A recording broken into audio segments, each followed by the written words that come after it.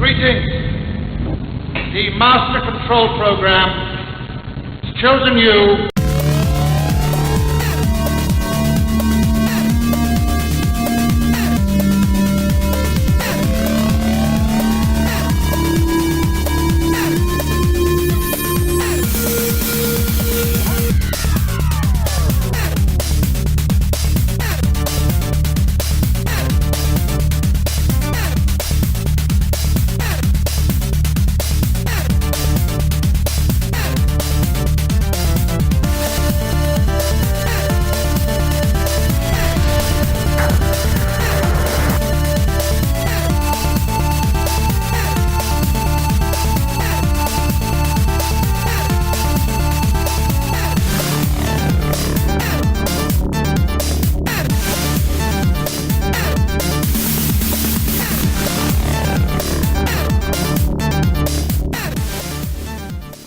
Hi everybody, thank you for joining me in today's edition of Glen's Retro Show. I'm actually a little embarrassed by this one. Now if you're new to my channel you may not know this, but if you are a subscriber, first of all thanks for being a subscriber. I thought I'd post this way back in January. It was back in January when I started to get some basic fun little arcade machines. You can see them up in the corner over here, basic fun, Pac-Man, Space Invaders, and converting those into little Raspberry Pi arcade machines. And at the same time I was working on that, I was also working on these little guys here. This is the DreamGear 201, and I have the DreamGear 301. And these guys here look like little arcade machines. You know, they're okay. You may find, I don't know, 3 or 4 good games on each one of these, but most of the games here are garbage or shovelware. So the 201 right here, that's why I got the light in there. It's okay. To be honest, I think the build quality of the basic fun units are far superior to these. I think the plastic in these are very, very flimsy, and the control boards as well. But when I was working on them, I was working on this at the same time, and people were saying, has anyone converted these to Raspberry Pi? I'm like, sure, go to my channel, and yeah, I've gotten on there, and they go there, Glenn, I don't see anything. And looking back, you know what, in my brain, I had posted the build videos, but I actually only posted the videos of the gameplay. I only did the build videos on the basic fun units. So what I have over here in today's video is we're going to be looking at these little DreamGears here. See, we have a little Qbert going here, if I can get that to going, if you can see it too well. And I just never did the build video on it. Now, to be honest, I'm not going to do an in-depth build video like I did for the basic fun units. I'm actually going to reference you to go look at those build videos, because the basic parts and technology to build them is going to go in this. This video is really just going to go an overview of how I got them to fit in here. And the only real difference is the basic fun units use a 2.8-inch screen, but this uses a 2.4. But other than that, everything was the same. So again, I apologize to everyone who was saying, Glenn, you don't have a video of this being built on there. What are you talking about? You're right. I didn't. Brains don't always work. But without further ado, let's see how we convert one of these into a little Raspberry Pi arcade machine. You know, they're actually pretty decent. There's a lot more room in here, so you might even want to start off with one of these, just because you have more room to work with in this shell than in the basic fun units. But if I had a preference of which one I like better, it's actually them, because I think the plastic and the PCBs is better. But this definitely is easier to work on. So without further ado, let's go take a look at the build video that never was, but now is. Come on guys, let's go. Okay, so this is the, at least the original one I had gotten, the retro machine by Mini-Cade. This was a 201 little handheld unit with games in it that, there might have been 1 or 2 fun games in here, but most of the games were quite poor. They made a newer one, a 301, which basically was the same thing, except they added obviously another 100 games, most of which again were really not worth adding. And they did add like little lights onto it. But the builds between these two are basically going to be the same. And again, for the more detailed descriptions, do take a look at my basic fun builds of Pac-Man and Space Invaders, because actually these are all basically the same type of builds, just some placements a little bit different. So the tutorial here on the Mini-Cade 201 and 301 will not be as in depth as it was with the basic fun. So I suggest do look at the basic fun builds 1 through 3, and then you can come and look at this again if you're working on these units. And the style is actually not too bad. I mean, the basic funds are kind of cool looking. This looks more like a mini arcade machine. I will say that the build quality and the plastics in these are definitely not as strong as the basic fun units. And the controls are a little bit more mushy, and the control panel is not as strong. So overall, I think the quality of this unit is definitely not as good as the basic fun units. But again, it's still got a nice look. It's got a nice power switch built in, which you can see up here, which I did use. Unfortunately, they're backwards. I'll explain why that a little bit later. You got your speaker and battery compartment. So it's just really what you want to build and what you have available. I mean, if you get these cheap, sure, go for one of these. Again, the basic overall gist of any of these builds are going to be the same. And, aesthetically, I do kind of like these. I did find the buttons more mushy and the joystick more mushy than in the basic fun units. But again, it works fairly well. Now, these units took 3 AA batteries to work, and that gives us a nice big area to store some stuff in here, which we'll do a little bit later. But we're going to end up ripping this all out anyway. So to get the unit open, it's actually quite simple. If you go back for a second, you can see, go back one more. They have this nice decal here. Now, I did try and save it, and I probably could, but I just ended up taking it off. It really didn't look that good. And I just used a hairdryer just to heat this up a little bit. And as I heated it up, it came off and peeled back, as you see, quite easily. And originally, that's all I was going to do. But the more I was working in here, this was getting ruined a little bit. I ended up taking the whole thing off. Now, honestly, you probably could have just cut this right down the middle here and saved it or whatnot. But again, I ended up taking them off. But on the back, there's simply 4 screws. 1, 2, 3, 4. And when you take out those 4 screws, you can see here's the other the two lower ones, the 2 upper ones. These just hold the control panel in place. There's no screws in there. So you're going to take out 4 screws, you peel this back, and it's going to open right up. You got your little speaker right here. The battery terminals are here, and your on-off switch up here. And again, it comes apart really, really easily. It's not a big deal. You have to peel this back as well. Again, I used a hairdryer to heat this up. And the reason why you need to get this off, the screen, you can just barely see it. See if I can zoom in a little bit. You can just barely see it. It's actually got a little notch here, and on this side, it's actually 2 separate parts. And to get everything out, you really need to pull this sticker off as well. All these stickers on the front are all fine here. You don't have to worry about any of those. And you can see here is the screen and control board. And there's going to be 1, 2, 3 screws. It's supposed to be a 4th screw, but it was already loose in the box. And I took a couple of these apart, and there always seems to be 1 screw that was stripped. So just take out these screws here, and this will pull back. And there'll be a couple screws holding in the display. You're going to take that out. And the control panel, which is kind of nice, everything kind of slides out, so it makes it easy to work on. You can see the screen. Here's the screen here. You had 1, 2, 3, 4 to make this come off. And there's 2 other screws here. When you take these 2 screws out, this whole section will slide out. You can get to it. And then there's a tiny screw down here, and here. And I believe another 2 down below here. So you need a tiny little screwdriver, a tiny little Phillips screwdriver to go in here. Take the screws out, and the control board and this whole section will just slide right out nice and easy. You can see on this particular one, I didn't even bother taking the screen protector off because, to be honest, the games in here, again, they're not really that good. Which is why we want to convert this to a nice Raspberry Pi. And you can see here's the control panel coming out, and you can see you had to do that because this is the lower part of the screen. So this whole section right here, when you take the controller out, you can see it's partly attached. So that decal has to come off. And then once you get that out, it's easier to get these screws out here. So that's the way I would do it. Don't worry about that front sticker. Just take it right on off. And again, there's not much to the unit. So when you get those screws out, you're really just going to desolder these 2 wires for your power button here. You'll desolder the wires here for the speaker.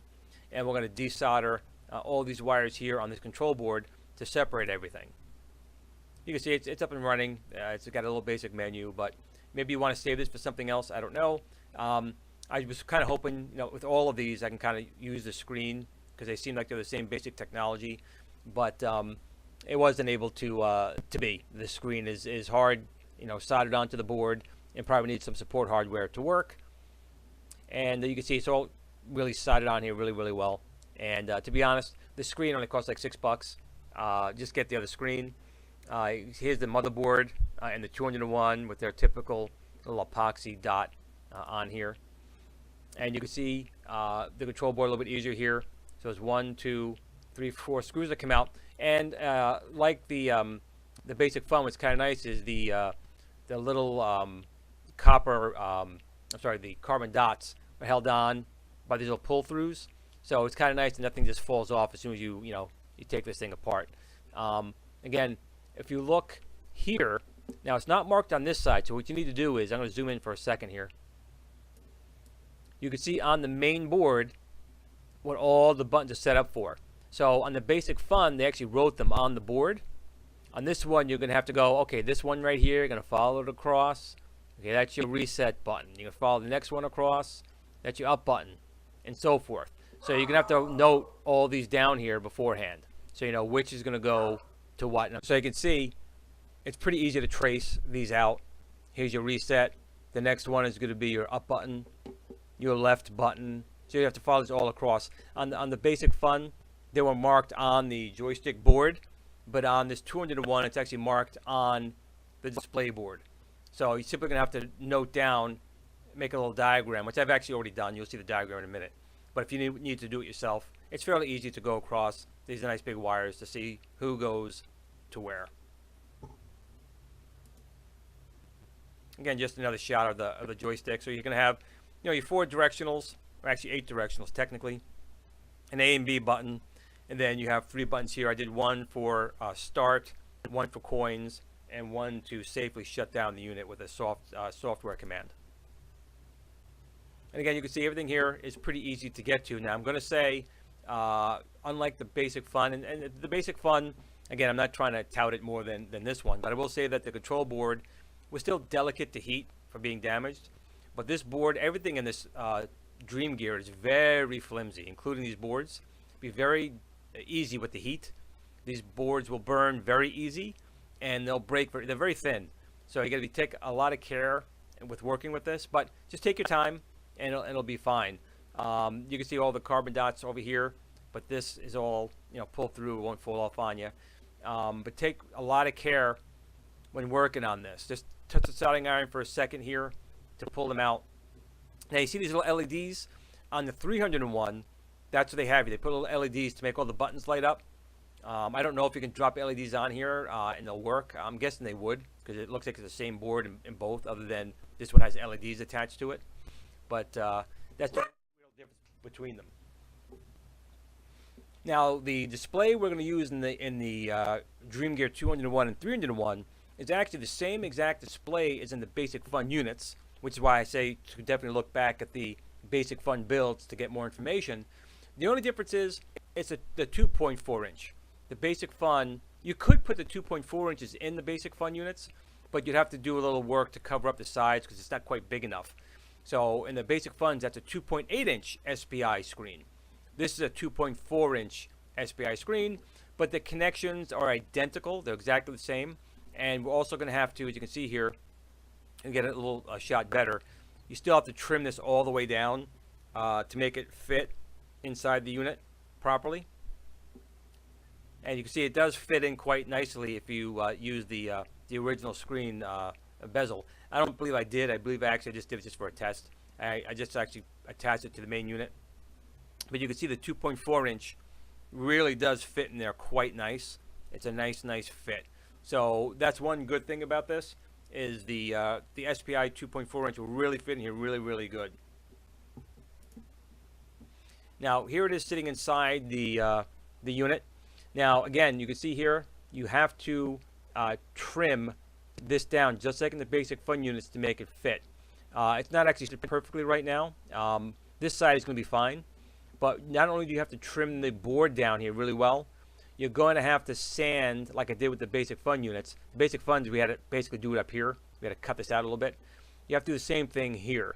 It's not too bad. I used a rotary tool to just sand out this part. It's actually, if you look at it, it's actually thick enough. You can see it's quite a bit of bite. So I basically just cut out this part here and left this part. So just trimming this down. We're going to cut this off a little bit, and the screen will fit in here absolutely perfectly. And again, here's the wiring diagram, and the wiring diagram for the screen is identical again to the basic fun builds.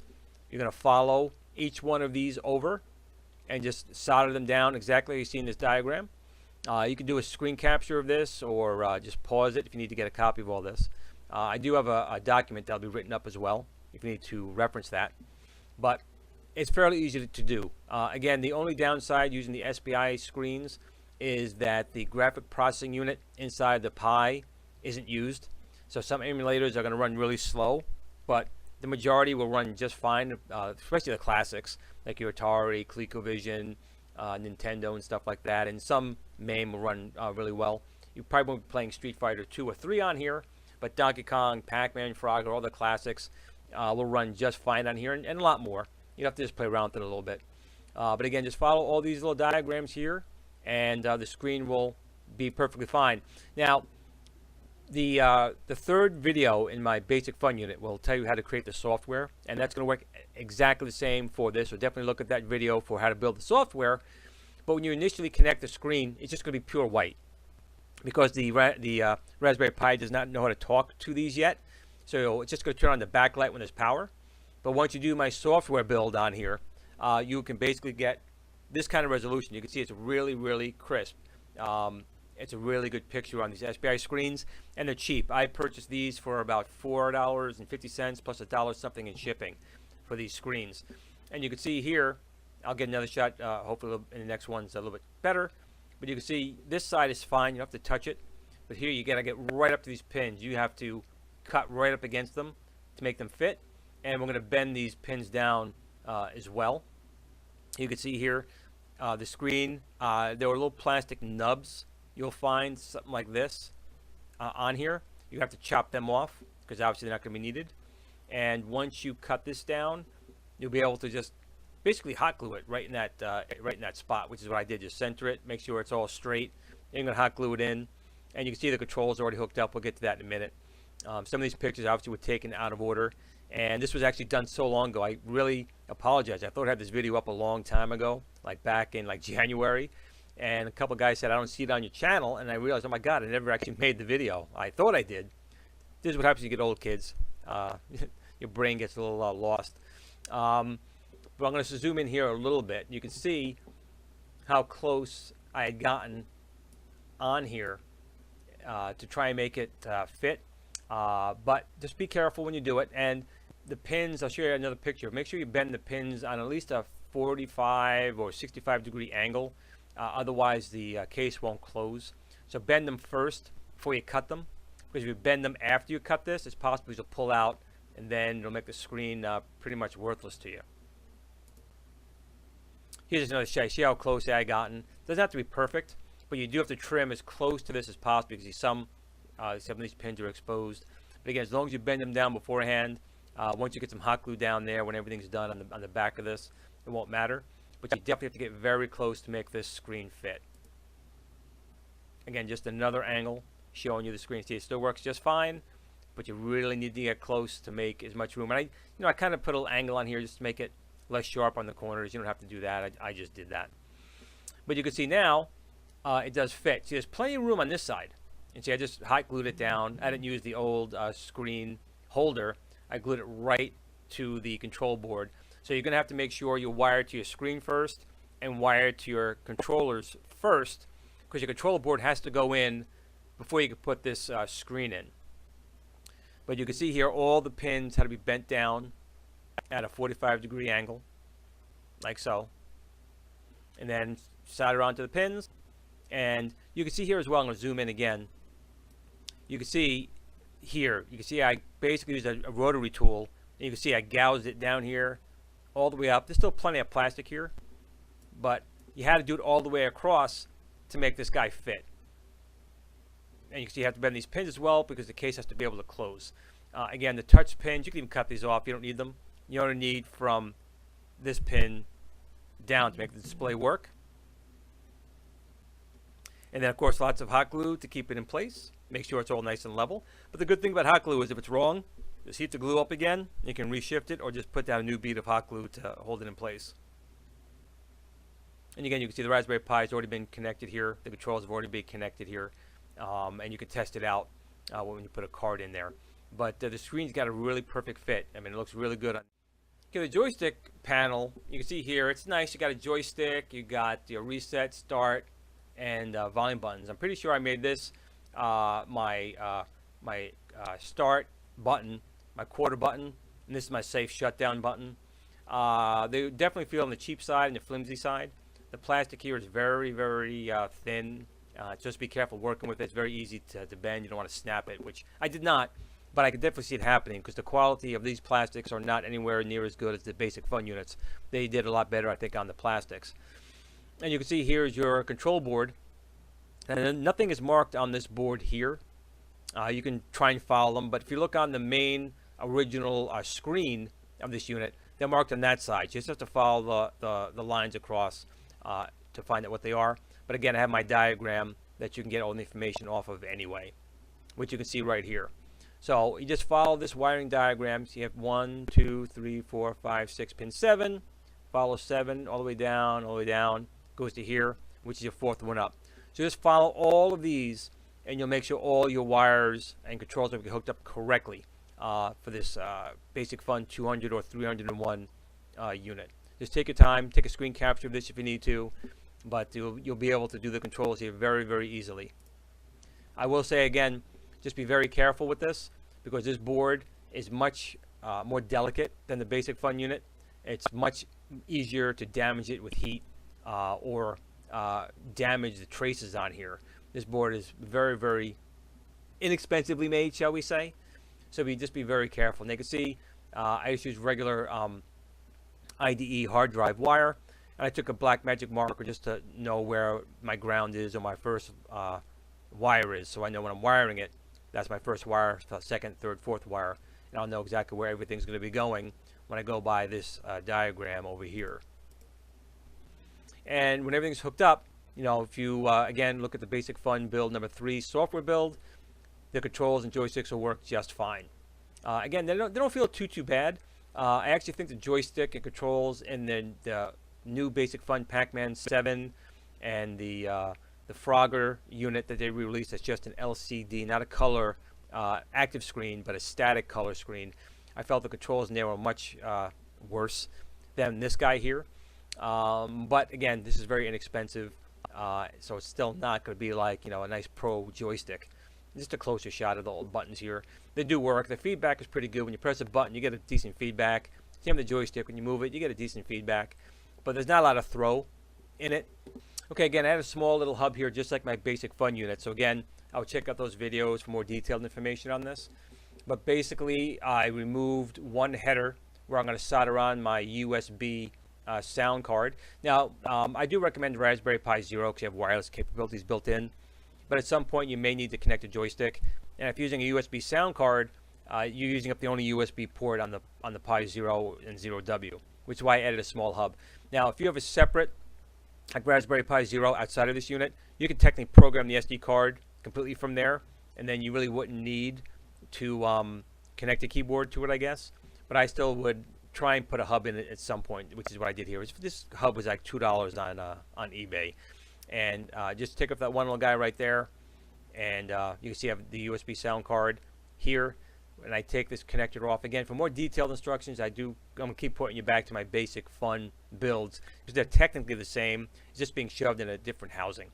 But basically, this is the USB sound card right here, and I wired it to my headphone jack. The microphone jack, I ended up chopping this part off just to use it as a base for holding it onto. And I'm going to wire this directly into that USB header that I pulled off. So I just snip this off. It comes off pretty easily. And I'm just basically going to desolder these 4 wires right here. They're pretty easy to do. And I just basically took this and turned it to a direction like it would actually push directly into here. So now I know that my red's going to go to this guy, my white's going to this guy, my green's going to this guy, my black's going to that guy. And you can see, solder them all down, and then you put a little drop of hot glue on here, and then you have your USB sound. You'll have 2 to 3 spares, probably 2. Cause this particular unit had a regular Raspberry Pi, not the W, because I built this quite a while ago. So I had to put in a Netgear or Wi-Fi adapter into it. So you have that. You could put a keyboard in and still have an extra port available. And the same thing on the power. I just took these and I powered it directly on the bottom of my Raspberry Pi Zero. Now there's two ways you can do it. Again, with the Adafruit power supply, you can get the 5 volts from there. But since I was coming here anyway for the 2 data lines, this is the positive, which is this guy right here, PP22, and then PP23 is my data negative. And I also took power and ground from the Pi, but you can just easily take this power from the Adafruit 1000C, and in retrospect, that's probably how I would do it. At that point in time, I was trying to use a power cell, so I was going to pull power from here. But anywhere you can get the 5 volts is fine. It was just, I took mine from these pads over here. And you can see, again, more detailed information will be on my basic fun builds, but you can see I do have the battery here, and the battery is going to end up laying, this is the bottom here, it's going to lay down here perfectly. There's the Adafruit 1000C hooked up to the on-off switch, and I actually had to just move the wires around here so the on-off was working correctly, because the Adafruit 1000C wants your connection to be closed to be off. This wanted it to be closed to be on. So I had to just swap that around. And then you can see I have my power leads coming into the bottom of the Pi Zero. Then I came out again for my hub, came out again for the screen, and you can see here's the USB hub right down here. So it comes underneath in here, and then my controls are over here. And again, you definitely want to have one of these helping hands. So you can see here, everything here is basically connected and done. You have your controls set up, you have your wires coming down into here, we have our display set up, we have our little card, we have our power coming down here, and we have our little hub over here. So technically all the little guys are ready to go. And the one thing I did have to add, again, it's a nice little PAM unit. This one, they're about 99 cents on eBay. In my first basic fun build video, I have all the parts listed there. And the parts for this are exactly the same, except instead of getting the 2.8-inch SPI screen, just do a search on 2.4-inch SPI screen. And so the only thing that's different. This little guy right here is the same thing. You don't need this part. You can get just the PAM, which is like this part, or actually probably this part right here, this section. But I wanted to have a way to also adjust power, so I had gotten this one. And you can see it's just basically hooked up. It comes out of the USB sound card and then comes into the speaker right here. So the next thing we need to do is make some holes in the back of the unit for the USB hub. And I just basically took the USB hub, laid it here with the 3 ports, took a black marker and did a basic marking of them, and then I just cut them.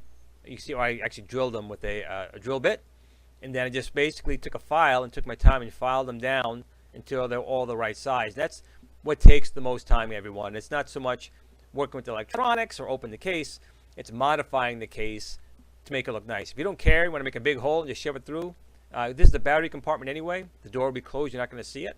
But I tried to make it look as nice as I could. So just take your time, and you got to file it and put it in and see if it fits. File it and see if it fits. File it, make sure this is okay, and this is okay, and that's okay, and that's okay. And this took me probably an hour to get this just to where I wanted it sized right, if you will. And I recommend wearing a mask because there's a lot of dust when you're doing this kind of sanding. So in time, you'll see you'll get it to where it wants to be. And then I made a hole here for my PAM's volume control. And again, this is all inside the battery compartment. So when the door is closed for the battery door is closed, you'll never see any of these things in here. It'll look like pretty much a stock unit. And you can see also in the previous picture, I marked holes here for the HDMI out and so forth. And you can see here, this is actually, these two actually with the power and the USB hub. But what's good about it is, you had to make this here because it had to be able to fit it, number one. But it's good that this is here because you can't use them. We're going to be doing power from another area, and we're going to be taking the USB to up here, so we don't want to be able to get to them. But if you can see here, you had to really not only cut these holes, but you had to also flatten this out to make it fit. So there's a lot of work in this area as well. Again, you could probably just cut this whole section out. It is hidden by the battery door, But again, I tried not to, just to play it safe. And also over here, add a marker spot for the HDMI out. It just basically fits here. So if you wanted to put a different SD card in there that doesn't use the SPI screen, you can plug in an HDMI cable here and actually go to your television set and just use the controls for here. Again, that's optional. You can not cut these out and leave it inside totally hidden. But I wanted a way, if I needed to, if I had to make a new build image, I wanted a way to see what's going on the screen. And without the right build, it won't go to the internal screen. So I wanted to have a way to do an HDMI out on it. So here it is from the outside. You can see here's the HDMI out right here. This is the USB and power. You can see the ports, but you can see the ports are blocked. Again, you could have cut this out completely, made it a little bit quicker and easier. Just took this whole section, cut it out one big job. You would not see that because when the battery covers on, it's covered, but I did it that way just because I'm me. And I got my 3 USB ports and my PAM, and I had to cut out and pull out carefully the plastic that separated the batteries. There was a piece of plastic here and a piece of plastic here that blocked the batteries, but then it was in my way. But you have to be very careful taking it out because you try and snap it, it'll actually break this whole thing. You don't want that. Actually, you can see right here, I was a little too rough and actually did put a little crack down here, but I put a little crazy glue on the other side and you didn't really notice it. Again, remember, if you watch any of my videos, you know I always screw one little thing up, and that was that one right here. I thought it was pretty careful, dremeling it out and cutting it. Thought it was to a point where I could snap it, and it most certainly did, but it also snapped that as well. And here's just an earlier shot. You see when I just cut the holes initially, how much you have to work at it to get it to fit.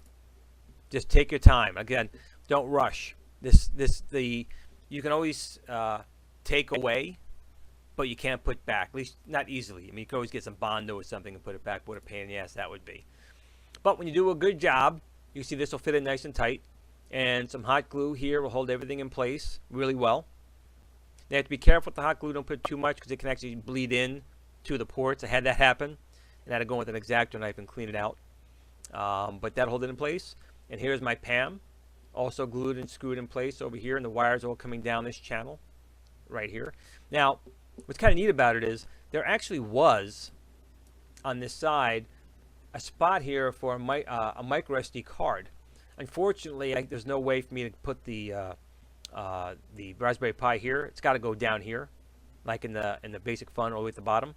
So the HDMI goes out here, and then I had to cut a small hole here for the SD card. So it was easier to get that SD card in and out here than it was in the basic funnel. I'll say that. And there's actually a little hole kind of here already for audio out. So I just made it a little bit bigger, and that's where I put this guy through. See, I cut off the other one here.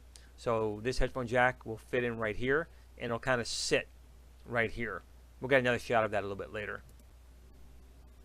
So you can see here, this is the new micro SD card slot. I had to trim down on this end, and I had to come up on the other half as well. You had to cut that up a little bit. You have to be very careful when you're measuring it. Just start with a small drill bit, and then you can always file it out bigger. This was the original SD card slot that was actually hidden under the decal, under the sticker. Unfortunately, that was not to be used because the USB hub had to go here. Now this was already cut out as well, and that was awesome because guess what? It's going to go here. Yes, power. We're going to put our micro USB connector in this spot right here. You can see there already was a little bit of a hole here in the case already. I simply had to drill it a little bit bigger, and when I made it a little bit bigger, I was able to fit that in really nice right there. So you can see here's the Pi Zero in here. The HDMI out fits in here perfectly. You can still access it. The two built-in ones to the Pi Zero over here, but you can't put anything in. It's blocked just enough, and you don't want to because we're going to pull power from over here, and the USB hub is now attached to these three here, plus another hidden one here for the sound card. And here's our PAM audio right here. And again, everything in here is going to be hidden under the battery door. Again, if you thought it'd be easier to just cut this out, and definitely would be easier to cut that whole section out, the Pi would go in probably quicker. But that's how I did it. And you can see here once again how I wired the micro USB sound card. Again, more information on this will be in the, as you can see, the basic fun unit where this picture is from. I just basically soldered onto here for the left and right channels and tied them together. I did it this way so you can still use the headphone jack and you can pump in external audio while you're still using the internal audio, or you can just turn the PAM all the way off and just use headphones with no internal sound. So I'm not going to go too much in the Adafruit 1000C. I've already covered that in the basic fun builds, and it's basically the same thing, just that we're supplying power over here into the Raspberry Pi Zero. Battery pack is down here. We wired the on-off switch to the on-off switch over here on the case, and just testing it out at this point. It's really not too much to go into details. It's a nice compact little board. Now, I know some of my friends have had some issues with these. I have yet to have a problem with it. Maybe I'm just lucky. The battery pack I have is I believe a 2200 milliamp battery, and it plugs into this jack right here. These two buttons right here, the enable pin and ground pin, is my on-off switch, and I'm pulling 5 volts from here, and you can also pull 5 volts from down here. So in this particular one, the 5 volts from here and here is going to my Pi Zero, and then this is going to the amp. I pull the amp here. So that's really it. I mean, we got our screen. We connected our screen to the Pi Zero. We connected our keyboard to the Pi Zero. We connected our sound card and USB hub to the Pi Zero. We got our PAM. We got our speaker, power switch. That's all it. The hard part now, although not as hard, I have to say, not as hard as the basic fun. The basic funs was so thin, it was a lot harder fitting everything in. In this case, there's actually a lot of room in here. There's a lot of free space, so this one was easier to work on. You can see the screen's already glued in, the joystick's all in. We just need to basically get everything crammed in here. And you can see now we have our PAM amp. And right on top of that, you can see this is the USB sound card. It's a little bent a little bit, but you can't really tell from the outside. And here is the external audio jack right here. We come down, we have our USB hub right here. And right at the bottom, again, just like the basic fun, it's a perfect fit. The Raspberry Pi Zero. This is the regular Zero, not a W. The W didn't exist when I started this. And I had cut a small hole here for the micro USB, which is easy to get in and out.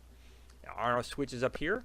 And this is this half of the case. So it's basically just put everything in, lay down some beads of glue, make sure your wires, nothing's being pinched on this side. And you can see here is the other half.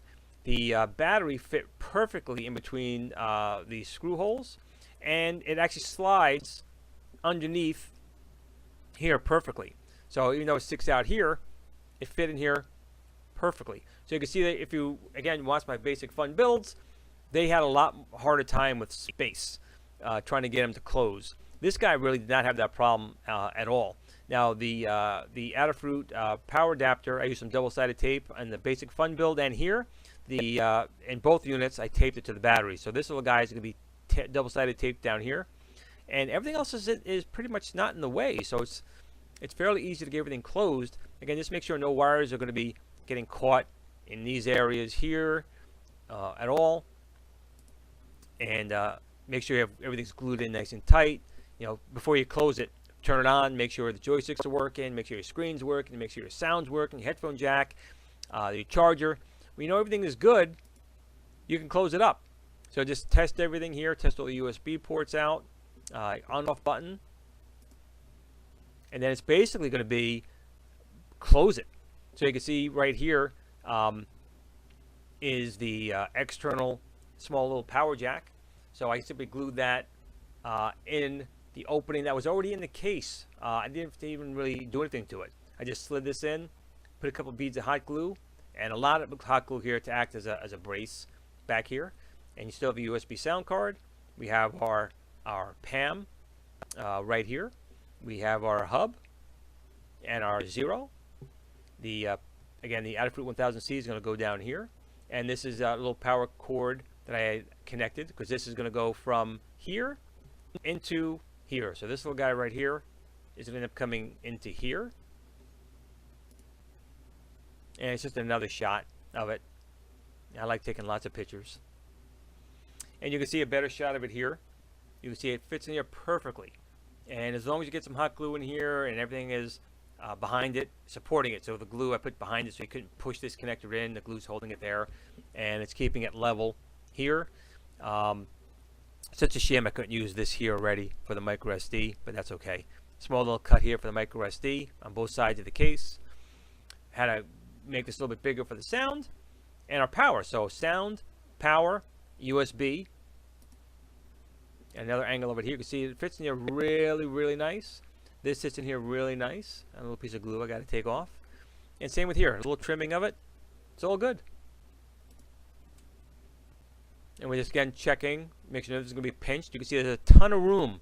There's room up here, and there's a ton of room inside here. So the wires that we had a problem with, or at least I had a problem with in my basic fun, to make sure nothing got pinched, is really not an issue here in this unit. Again, tons of room in here. Double-sided tape this into this corner, and we're going to end up closing it up. And just another angle right here, showing all that lovely hot glue. And you can see here, you got to be careful. This is when I built quite a while ago, and my soldering skills not as good. And these guys got a little too hot for comfort, but everything's works.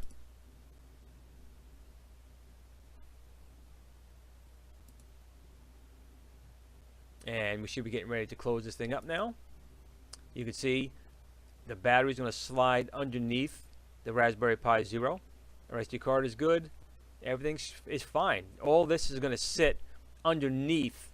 See, even the PAM is going to go well underneath the screen under this area. So it's probably down around here. So everything should be fine.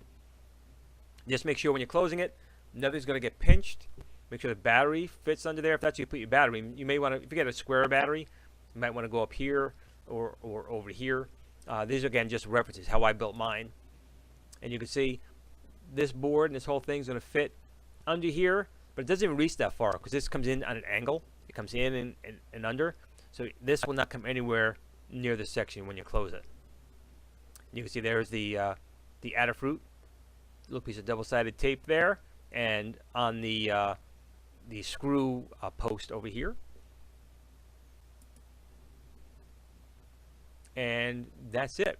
Got everything closed. You can see everything inside here, which you will not see when you put your battery door over on. The only thing you'll see is the HDMI out. So you can see here, this I didn't put any screws in just yet. I used just a piece of tape to make sure everything fit. Now, when I did this, you can see here's the micro SD card slot. I'm going to zoom in a little bit. And, just take your time. This wasn't perfect. I have to go back on that and just trim it a little bit more. And I'll probably do a little, like a 30 or 40 degree angle on here just to make it easier to get the card in and out. See what I did here? I'll probably end up doing that on here as well. But it's easy to get, you can see it sticks out. So it's very easy to get the card out. This is unused. And you can see here's the micro SD card slot. Again, you can always trim this a little bit if you want it to be perfect. But again, I had no problem getting my micro SD card, I'm sorry, my micro USB power cord in here at all. The only thing you have to do is, see, I only trimmed out in here. This top part needs a little bit of trim. You can see the case is not closing perfectly here, and that's because this circular part of the headphone jack is still hitting on this spot right here. So a little sanding in this spot would make that arc a little bit, and you'll be able to get it in a little bit better. But for all technical purposes, it's closed. And again, you could put the original decal back on and make new ones. I'm probably going to end up making new ones. Right now, again, I am not an expert in that at all, so that's why there's nothing on there. And you can see the other side, without the headphone jack, you see the seam fits perfectly. It's just that the headphone jack here is just hitting it just enough to where it's making the seam come out. That's a very easy thing to fix. And that's really it. So when you first turn it on, this actually software build I actually took out of my basic fun unit. You can see it's rotated a little bit. When you run through my tutorial on the software part, when you initially do the install, if you don't make any modifications to screen rotation, you'll be all set to go. But obviously on this one, I pulled it out of my other basic fun Space Invaders, so it was kind of tilted a little bit. But it was just to show that everything was working fine. It was just a quick test, and the screen is really, really good. Now here's what you're going to get when you have the screen done the proper way. You can see the screen is very readable. Now I use the Pixel theme, and I would recommend you set up your software build with Pixel as well, because the text is a little more blocky and easier to read. The screen is very small. It's 2.4 inches. So I would recommend doing that. But it looks really, really nice. You can see everything's legible on here. And here's some good old Donkey Kong, and it plays really well. This joystick and the buttons work very, very well. Now, this is my camera. You don't see any of these lines here. It's actually very, very sharp. But this was done with my old digital camera that I had, about 7-8 months ago. So the lines you're seeing here are actually an artifact from my camera, not from the actual screen itself. Now, the screen bezel I had taken off of here, you can make another one or put the other one back on. I ended up leaving it off. I'm probably going to make a decal. I'm not very good at that yet. I have to figure out ways to actually try and make my own decals and nice.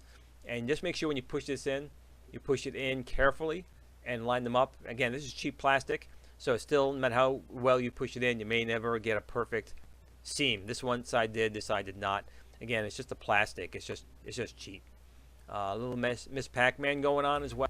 Okay, now that it's all completed, let's have a look and see how some of the gameplay looks.